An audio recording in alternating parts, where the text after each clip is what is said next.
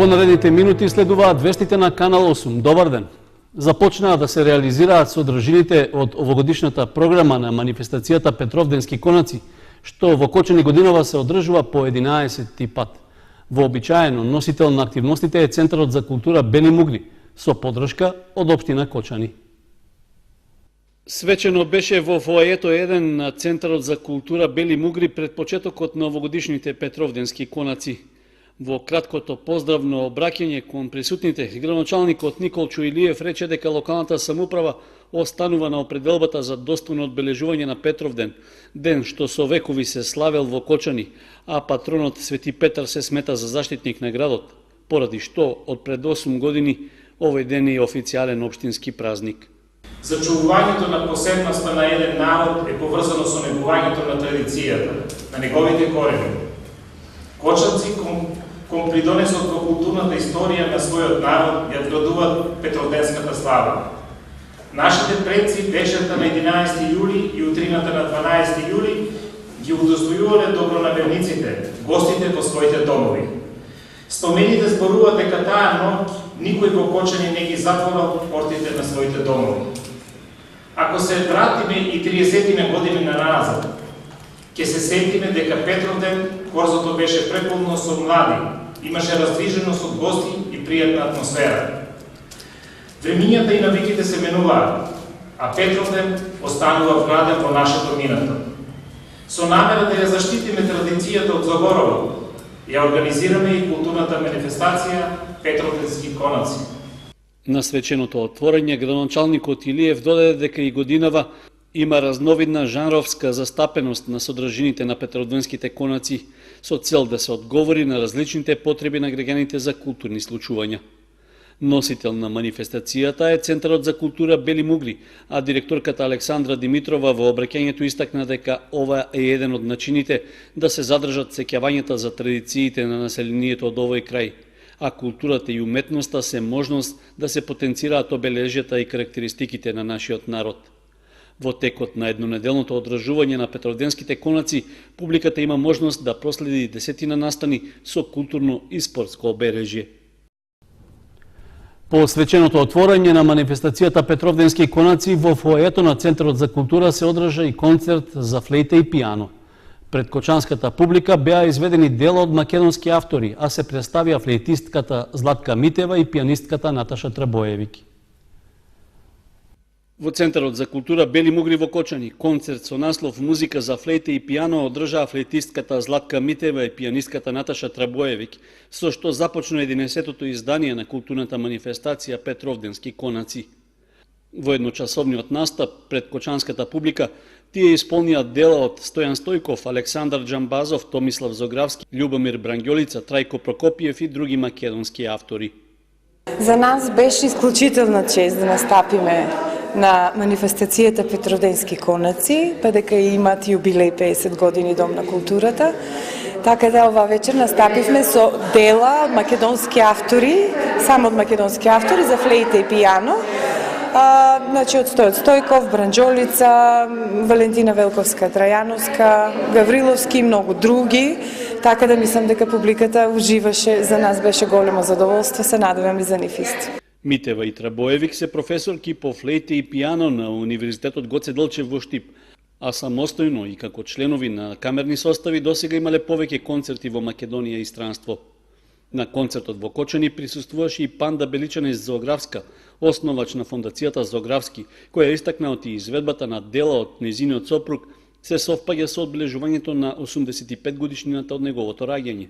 Сум директор на фондацијата, која поддржува, го промовира творештвото на Зогравски, меѓутоа ги поддржува сите музичари и со задоволство ги следам таму кај што музицираат, дури и многу подалеку од Кочани.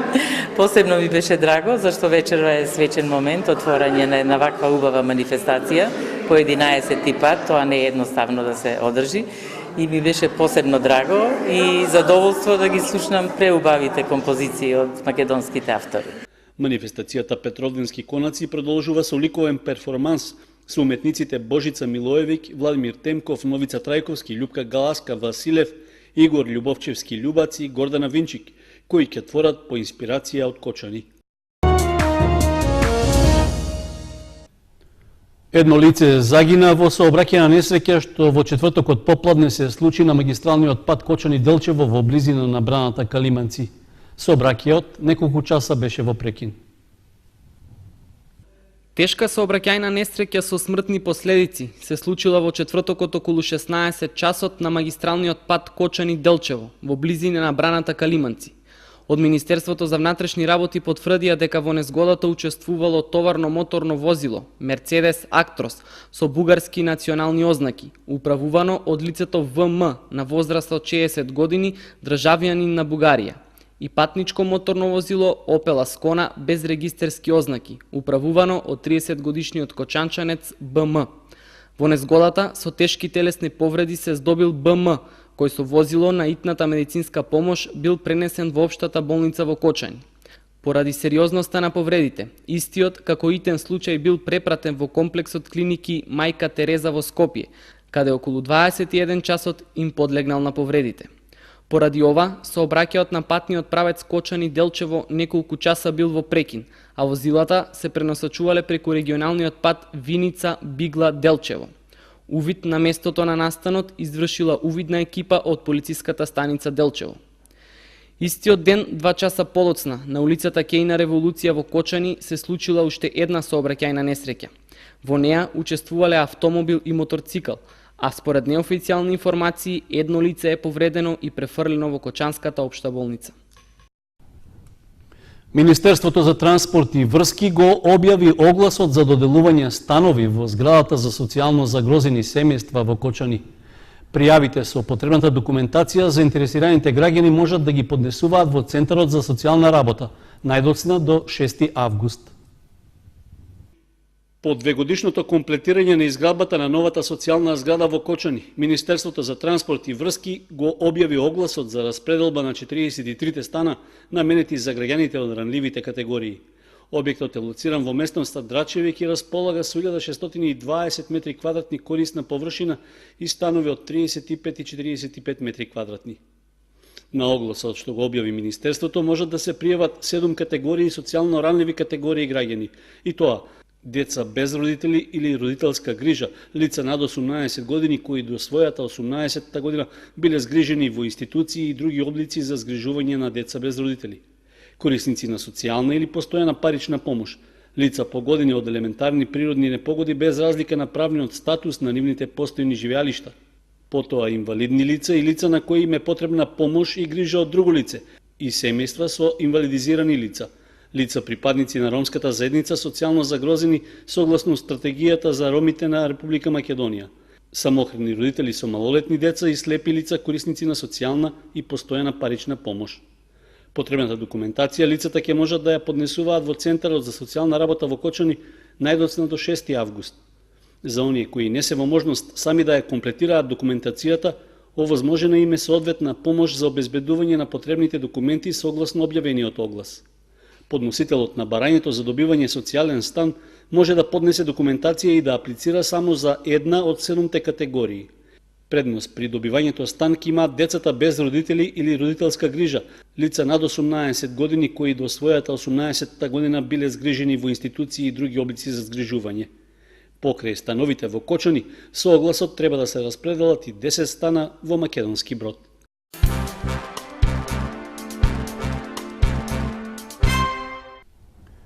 Општина Виница продолжува со редовната акција за третирање против комарците. По првото прскање за почетокот на идната недела се најавува и втор третман, и тоа од авион, со кој ќе се опфатат околу 1000 хектари. И општина Виница ја продолжува акцијата за уништување на комарците. Од локалната самоуправа испратија писмено известување до граѓаните дека во вторник на 10 јули во раните утрински часови ќе се спроведе второто авионско прскање за оваа сезона. Третманот ќе биде координиран со општина Кочани, на чија територија ќе се прска во истиот термин. Со тоа ќе се комплетира првиот дел од акцијата, додека вториот од земја ќе се реализира 10 дена подоцна.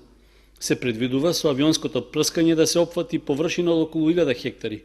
При тоа, освен над дел од населените места, ќе биде опфатено и земјоделското земјиште, првенствено ниви засејани со орис. За целата кампања за борба против комарците, од буџетот на општина Виница за годинава се издвоени околу 600.000 денари. За праскањето од авион, како и во изминатите години, ќе се користи широкопојасен инсектицид за третирање комарци, што е одобрен од Бирото за лекови. Од општина Виница апелираат до пчеларите навреме да ги преземат потребните мерки за заштита на пчелните семејства.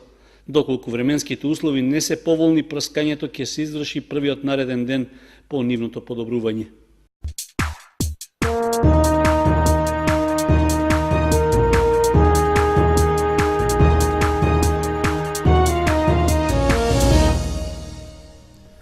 Следуваат содржините од спортот. Со надпреварите што се одиграа на спортските терени кај гимназијата и на улицата Скопска, започна традиционалниот петровденски турнир во мал фудбал. Поради големиот интерес на екипите, тие се поделени во групи. По одложувањето од еден ден поради лошите временски услови, во четвртокот попладне започна петровденскиот турнир во мал фудбал. Пред почетокот, учесниците ги поздрави градоначалникот Никол Чуилиев, кој повика на ферплей, дружење и уживање во спортските надпревари. Годинава одзивот беше одличен и се пријавија 22 екипи, а надпреварите се по групи на двата спортски терена, кај гимназијата и на улицата Скопска. Во првиот круг од средбите, на игралиштето кај гимназијата беа постигнати следните резултати. Такси Джокер, Пазл Штип 1:2, Унипап Антура 5:0, Кофи Хаус, Паблик Бет Делукс 6:1, Екстра Фунги, Грга Транс 2:3 и Клариса Балкан Генекс 3:0. На игралиштето на улицата Скопска пак беа постигнати следниве резултати. Мега Спорт Спортисти 1:4, Деликатесан Фенол 5:2, Шери Олимпик 3:0, Балкан Лукс Филип Интернационал 1:4 и Ледер ИНТ 6:1. Петровденскиот турнир продолжува со вториот круг, при што на теренот кај гимназијата ќе играат Олимпик Деликатес, Амфенол Мегаспорт, Спортисти Шери Казино, Ледер Меджик и Балкан Лукс ИНТ. На теренот на улицата Скопска пак ќе се сретнат Унипап Фабијан, Екстра Фунги Антура, Паблик Делукс Клариса Балкан, Пазл Штип Кофи Хаус и Генекс со Такси Джокер. 7 места освоја гимнастичарите од клубот за гимнастички спортови од Кочани на летниот спортски камп што се одржа во Охрид. Вкупно 160 младенци од 7 гимнастички клубови од државата се надпреваруваа во различни категории на рекреативни игри. 7 гимнастичари од клубот за гимнастички спортови Кочани се вратија со признанија од летниот спортски камп што се одржа во Охрид, во организација на Федерацијата за гимнастички спортови на Македонија. Во поединечни категории на надпреварување, првото место му припадна на Антонио Јаношевиќ. Ристе Симеонов, Филип Ангелов и Меглена Ампова го освоја второто место, додека трето пласирани беа Лука Цветков и Димитри Спасов. Клубот во Кочани во севкупниот пласман на кампот го освои третото место, додека машката екипа беше второ пласирана. Учесниците се надпреваруваа во различни категории рекреативни игри. Трчањето и скокањето од место беа само дел од активностите со кои младите гимнастичари ги развија своите психомоторни вештини, а воедно меѓусебно се дружеа и забавуваа. Нашиот клуб го представуваа 23 гимнастичари, а на кампот учествуваа вкупно 160 учесници од 7 гимнастички клубови од државата. И дефинитивно од следната сезона фудбалскиот клуб Осогово ќе се надпреварува во третата фудбалска лига Исток. Без разлика на одлуката на Фудбалската федерација на Македонија за лиценцирање и пополнување на втората лига, управата на Кочанскиот клуб веќе одлучи екипата од следната сезона да се надпреварува во понизок ранг. Како што се претпоставуваше, градскиот фудбалски клуб Осогово од следната сезона ќе настапува во третата фудбалска лига Исток. Во соопштението на веб страницата на клубот стои дека управниот одбор едногласно е решил клубот од следната сезона да настапува во понизок ранг без разлика на одлуката на Фудбалската федерација на Македонија за процесот на лиценцирање и пополнување на екипите кои ќе играат во втората фудбалска лига. Од клубот информираат дека екипата веќе ја напуштиле Александар Игески, кој ќе продолжи во фудбалскиот клуб Тиквеш од Кавадарци, и Владимир Жоглев, кој ќе ги брани боите на победа од Прилеп. Најголем дел од играчите кои претходната сезона го носеа жолто-синиот дрес ќе останат во клубот, додека во следните неколку дена се очекува промовирање и на неколку нови засилувања од младинскиот погон. Со тоа, клубот ќе добие нова сила за предстојниот подготвителен период и следната надпреварувачка сезона. Од догодина, Особен акцент ќе се стави на младинските категории и работата во академијата на клубот. Со нови уписи и тренинзи младинските категории ќе започнат од 15 јули, а ќе може да се зачленат деца родени од 2002 до 2010 година. Инаку, градскиот фудбалски клуб Осогово сезонава ја заврши на 8-та позиција во втората македонска фудбалска лига со освоени 19 бодови.